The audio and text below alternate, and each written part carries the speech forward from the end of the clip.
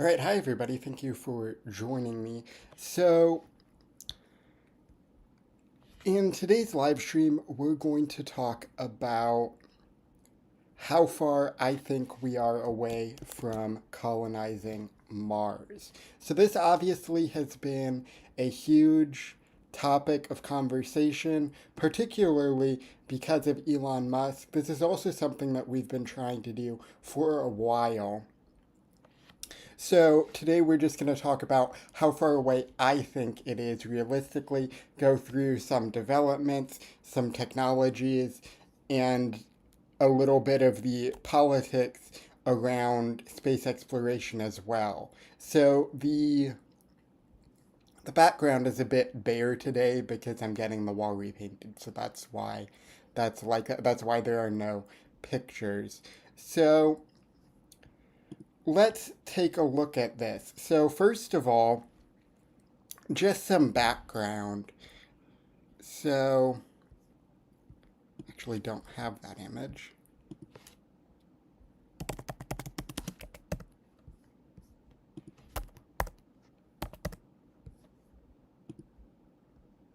So, I'm having to get. Here we go, that's a good image. Okay. So, this whole Mars exploration really started with NASA's Viking 1 lander probe. So, let's take a look at that first.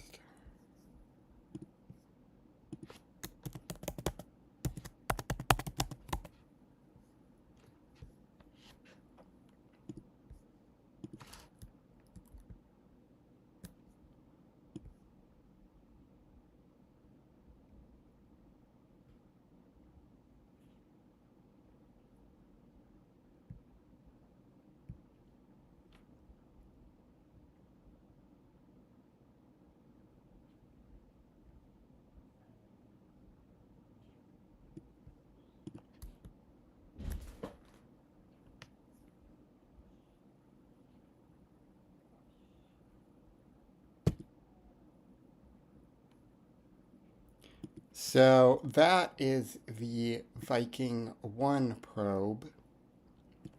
So that was launched in the 1960s.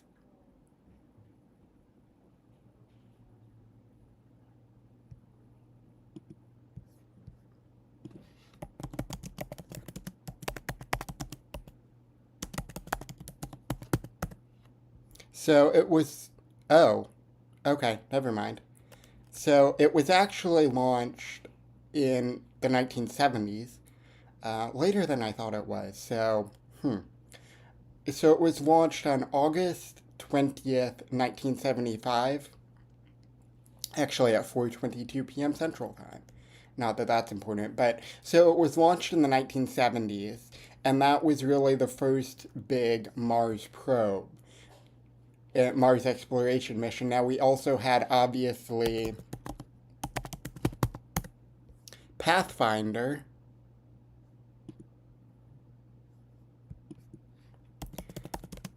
which was an incredibly famous one as well. So,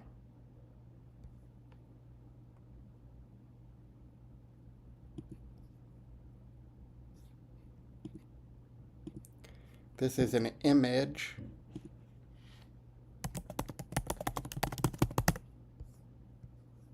that I am having to load again.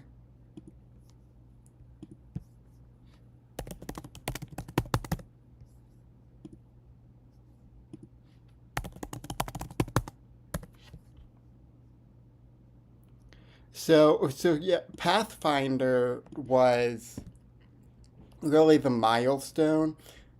Viking started it off, then there was Pathfinder, and now we actually still have Curiosity, the Curiosity rover, and that's the one that's really making all of these discoveries. If you've heard anything about all of the talk about life on Mars, whether there's life on Mars now, which definitely doesn't seem like there is, unless there is some sort of like microbial life underneath the surface, far underneath the surface.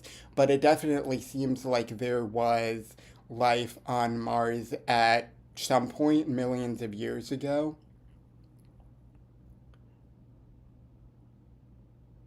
So let me find this image real quick.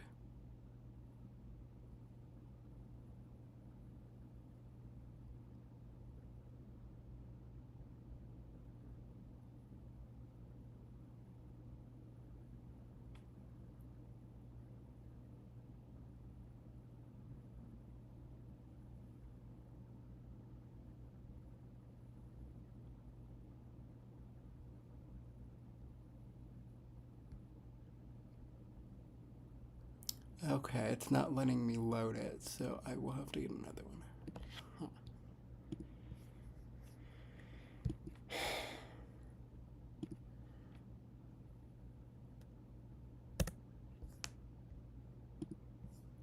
Okay, let's try this again.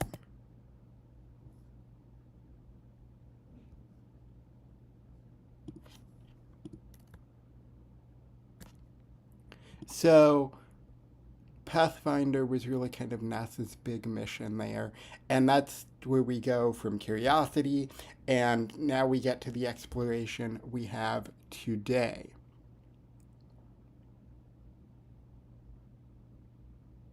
So NASA's still doing a lot of science on Mars, obviously, though. I don't know why it's not letting me load that image. They have that helicopter as well that they're doing. Or they did, rather. It's dead now.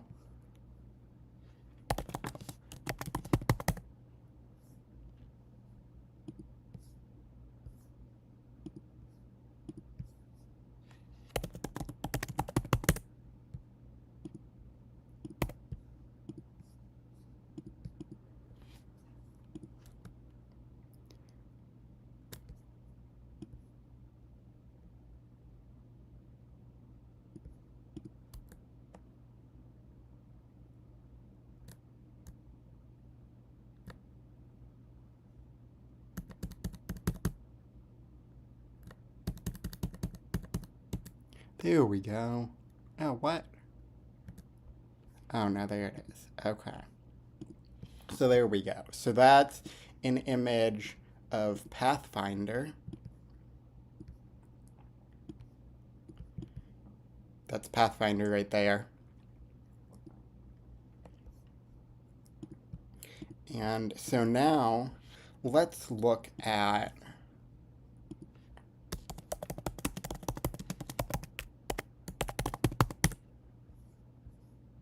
so this helicopter was called Ingenuity. So let's look at that real quick and then we'll move on.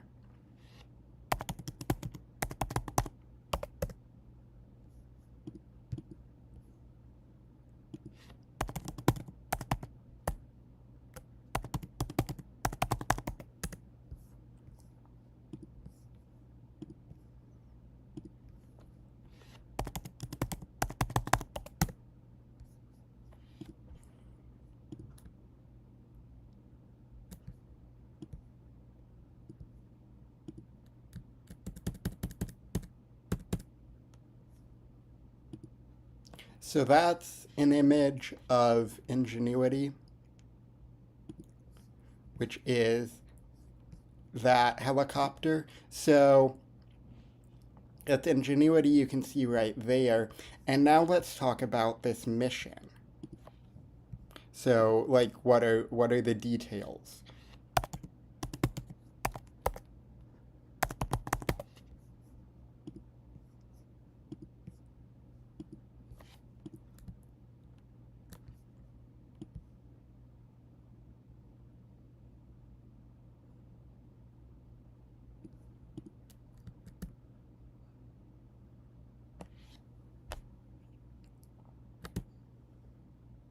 So Ingenuity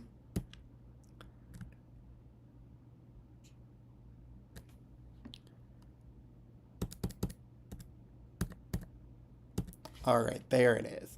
So this was NASA's big Mars helicopter mission. You can see right there some of the specs. 128 plus minutes of flight, 72 flights, or not the specs, the milestones rather. So it was a very big mission. So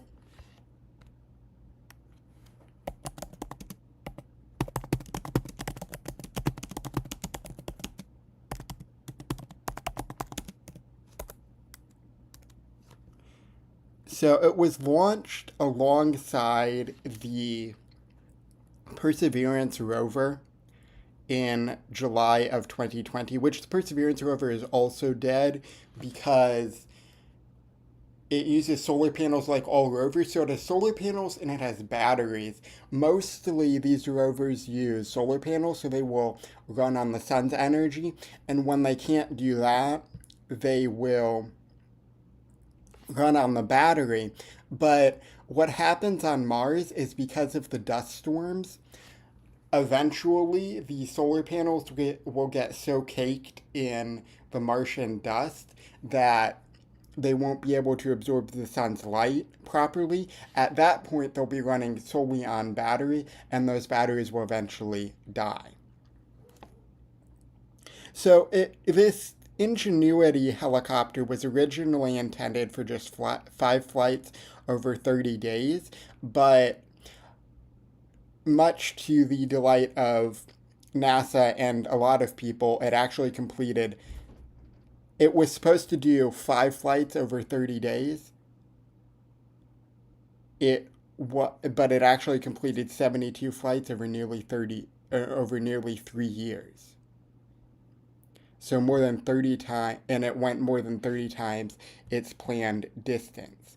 During its last flight, it ascended to 40 feet and was set to capture images of the Martian landscape. However, it lost communication shortly after takeoff, and upon reestablishing contact, NASA discovered severe damage in its rotor blades.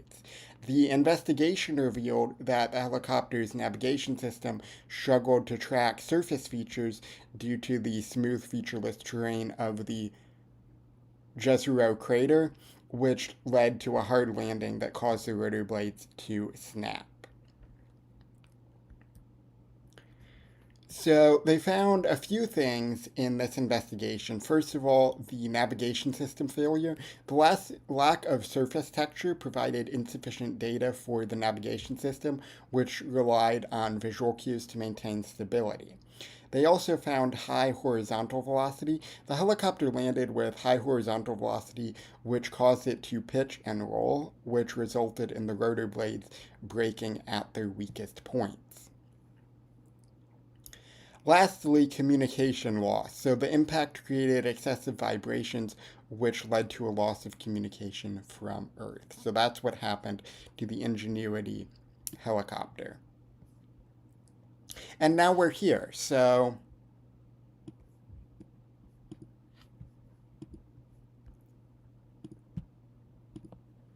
now let's talk about the future. So there's a lot of great things that are going on with Mars exploration, and a lot of it has to do with SpaceX's Starship.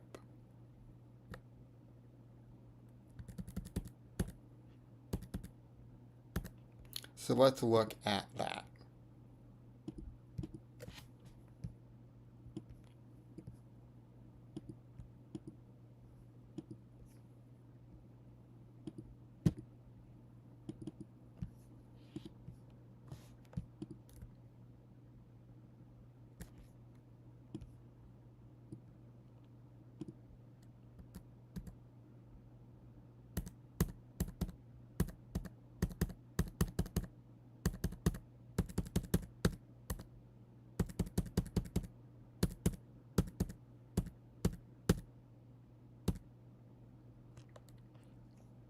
Before we do that, though, let's talk about actually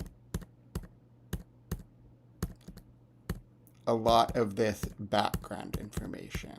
So where did this all start? So obviously, again, we've been trying to colonize Mars for a long time. We've been trying to explore Mars for a long time, and now we're trying to colonize it, and that has proven more difficult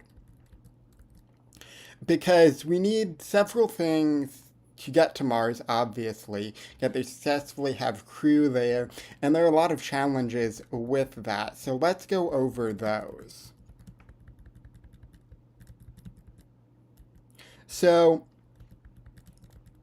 first,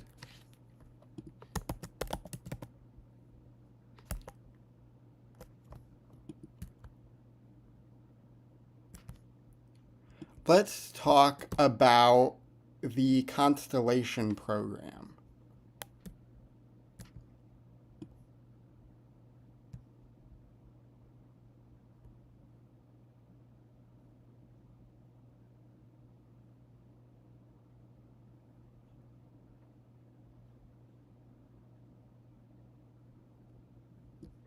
So the Constellation program was a program that was first brought up by George H.W. Bush. I believe it was.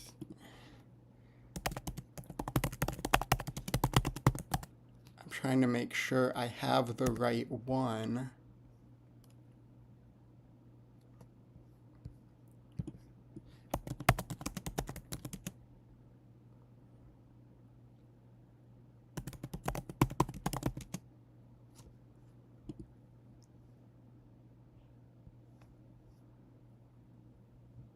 Yes, George W. Bush. It was announced in January of 2004. This whole plan was known as the Vision for Space Exploration. So he wanted to retire the space shuttle after the International Space Station was completed around 2010. And his plan was to develop the Orion crew vehicle and the Ares rockets as the successors to the space shuttle. So one of those things, the Orion crew vehicle, exists now. The Ares rocket became the Space Launch System. So the Constellation program was later canceled by the Obama administration because it was over budget and behind schedule. Although, again, as I said, there are elements such as the Orion spacecraft and the Space Launch System that were later incorporated into the Artemis program to go back to the moon. Now, as I have discussed previously on this channel, because of the recent budget that Trump put out, the Space Launch System is also going to be phased out in favor of commercial rockets, like the SpaceX's Starship, potentially Blue Origin's New Glenn, although that's more, as I've said before, a competitor to the Falcon 9. But Blue Origin also, as I've discussed on previous live streams, wants to do their own space station. So that will probably more be used for that. And so we'll see what happens with that. But yeah, there's a lot of budget issues, a lot of politics. I mean, there's always politics going around in this.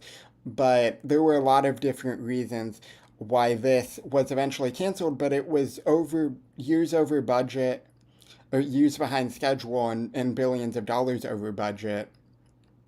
The Space Launch System, for instance, is basically a boondoggle at this point. It's just a money pit, really. I mean, technically they have a completed rocket, but as I've said before, it is incredibly uneconomical because I think the only part that's reusable is like the engines, and it costs billions of dollars per launch, like something like $2.2 billion per launch, between like $2.2 and $4 billion per launch. And they don't produce them very fast, so they only would launch maybe one or two per year. It takes very long to create, to manufacture. So there are a lot of issues with the Space Launch System. So now let's talk about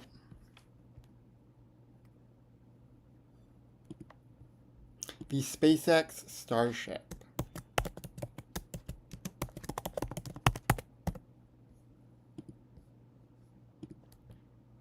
So obviously, SpaceX's Starship is that's the rocket that Elon Musk is using to try to take humanity to Mars. So this is something that SpaceX has been developing for a very long time. So let's look at that.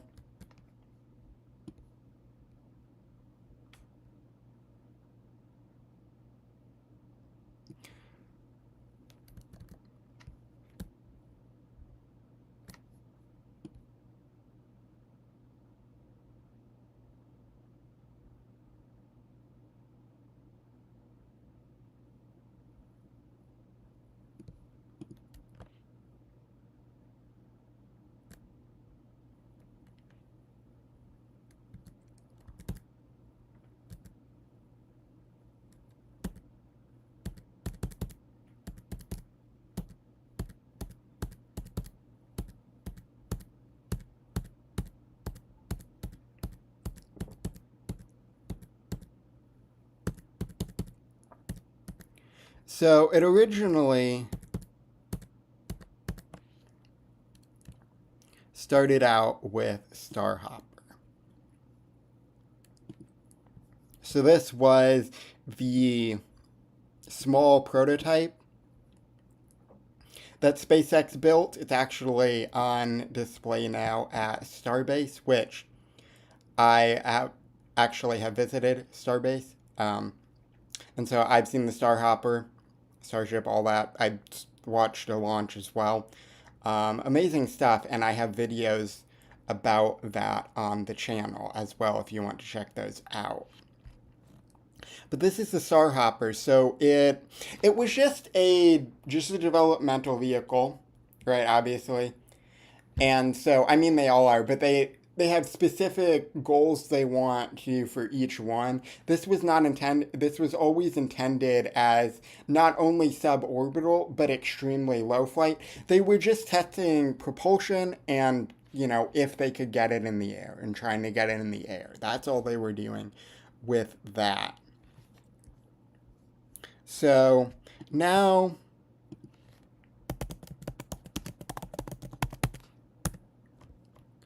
let's look at the Starship.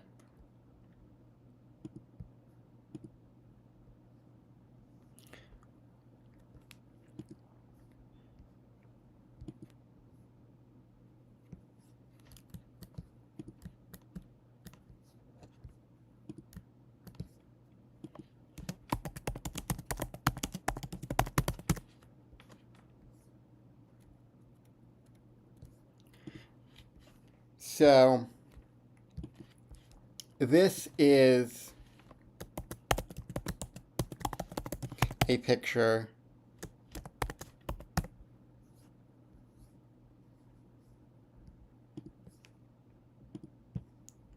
that will let me load it.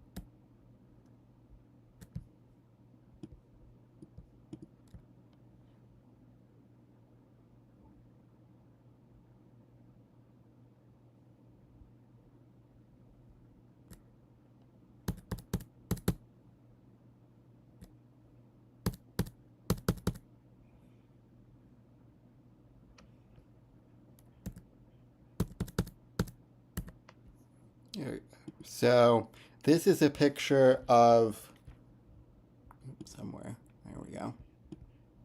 This is a picture of the Starship Mark One, which is the first like orbital class prototype. This was never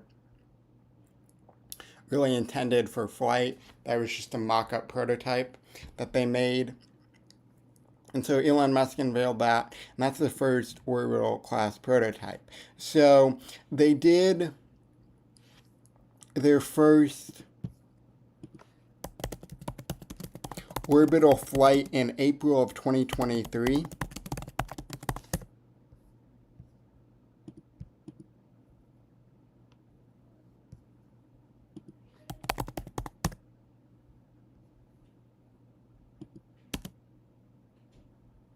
So,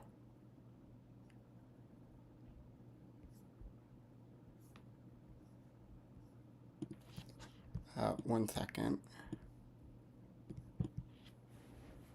I will be.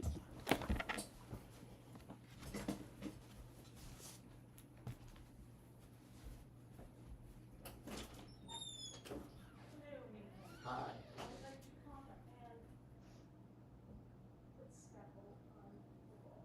Okay.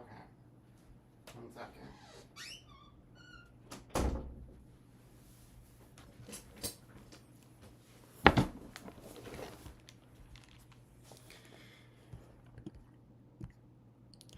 Okay, so this will actually be continued. I have to go now, so I will continue this discussion in another live stream. But thank you for watching, and I will see you.